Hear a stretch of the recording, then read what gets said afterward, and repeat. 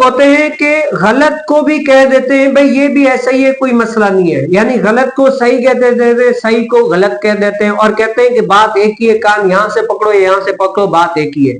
تو نبی کریم صلی اللہ علیہ وسلم نے نا ان کے باطل نظریے کا دور رسالت میں دیہات والے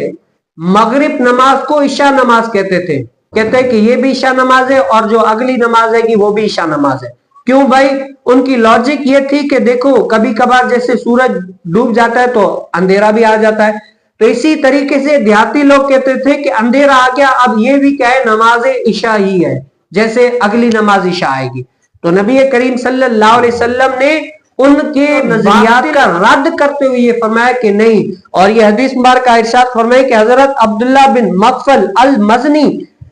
نے مجھ سے حدیث بیان کی کہ نبی کریم صلی اللہ علیہ وسلم نے فرمایا کہ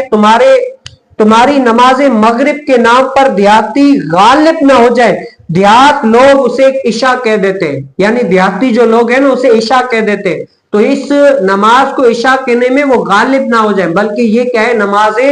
مغرب ہی ہے۔ ظہر ہے مغرب عصر، عصر ہے مغرب، مغرب ہے عشاء، عشاء۔ یہ نہیں ہے فجر ظہر ہو جائے گی، ظہر عصر ہو جائے گی، عصر مغرب ہو جائے گی، مغرب عشاء ہو جائے گی، نہیں، جو نماز فجر ہے وہ فجر ہی ہے، جو ظہر ہے وہ ظہر ہی ہے، جو عصر ہے وہ عصر ہی ہے، جو مغرب ہے وہ مغرب ہی ہے، اور جو عشاء ہے وہ عشاء ہی ہے،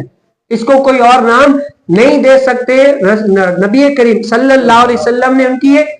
تعلیم فرمائی کہ جو صحیح ہے وہ صحیح ہے، جو غلط ہے اگرچہ آپ لوگ اس کو صحیح نام دے کر اس کو پیش کرو تو صحیح صحیح ہے، غلط غلط ہے۔ تو نبی کریم صلی اللہ علیہ وسلم نے نا ان کا اس لحاظ سے بھی رہنمائی فرمائی۔